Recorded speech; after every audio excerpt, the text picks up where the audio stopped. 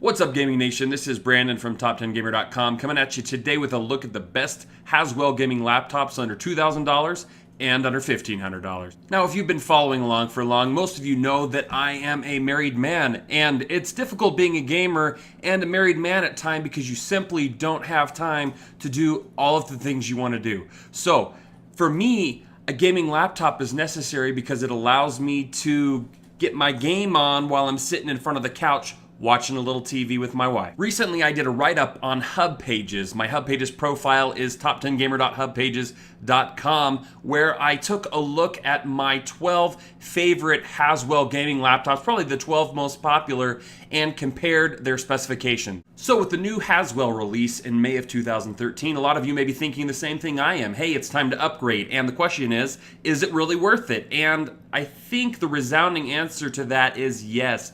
It's definitely worth it, especially in terms of battery life. Now, if you're someone that just keeps your laptop plugged into the wall 24/7, then maybe it's not. But you know, another improvement that we're seeing in these Haswell gaming laptops is they all include the new GTX 700 series, which gives you much better graphical performance than the previous GTX 600 series. One of the difficult things about talking about graphics cards and gaming laptops is that we don't get nearly as many benchmarks when it comes to looking at benchmarks for in-game performance as we do on desktop graphics cards. Now, the graphics cards that I was interested in were the 765M, the 770M, and the 780M. So now I'm going to cycle through a few different charts that NVIDIA has given us in terms of where graphical performance and their new GTX 700M series lie.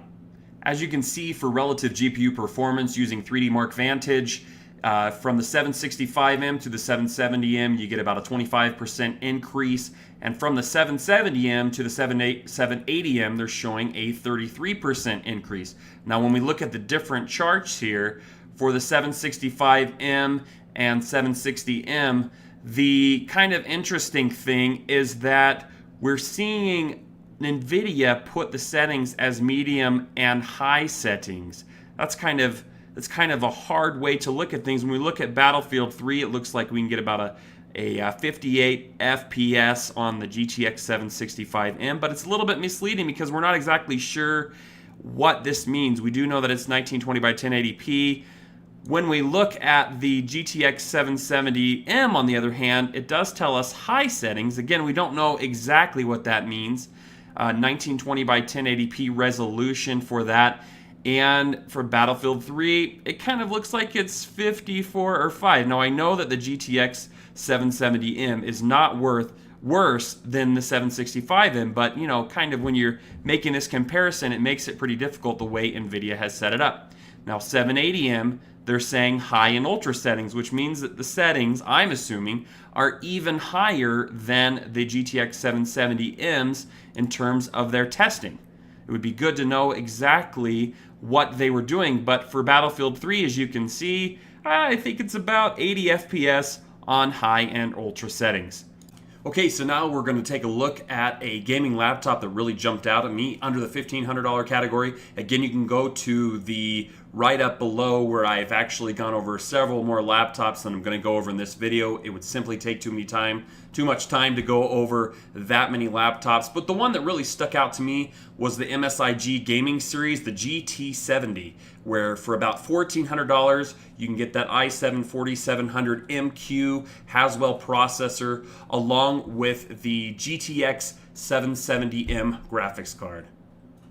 Now, I will say that for me, a gaming laptop is not really about looks. Overall, it's more about pure performance. So if you feel differently than that, then perhaps what I'm saying doesn't really make as much sense to you personally. But for me, I'm looking for enough RAM, the best processor, and the best graphics card that I can get in the $1,500 range. Okay, so a couple of other gaming laptops in the under $1,500 category that really drew my attention were the Asus Republic of Gamers G750JW, as well as the Toshiba Cosmio X75 A7295. I'll put their specs here to the side and a link to each of these in the description below. Okay, so now a look at the under $2,000 category. Again, I can't talk about all the laptops that I went over in the write-up, but you can check that out in the description below. The ones that really drew my attention were the Asus Republic of Gamers G750JX, which comes with an i7-4700 HQ processor and a GTX 770M graphics card. Now, you'll notice that there's the i7-4700 HQ and the MQ around. Those are pretty much the same exact processor, so don't let that trip you up. Another laptop that I really found interesting in this price range was the MSI G Series, once again, the GT60, which gives you that i7 4700 MQ processor along with a GTX 780 graphics card.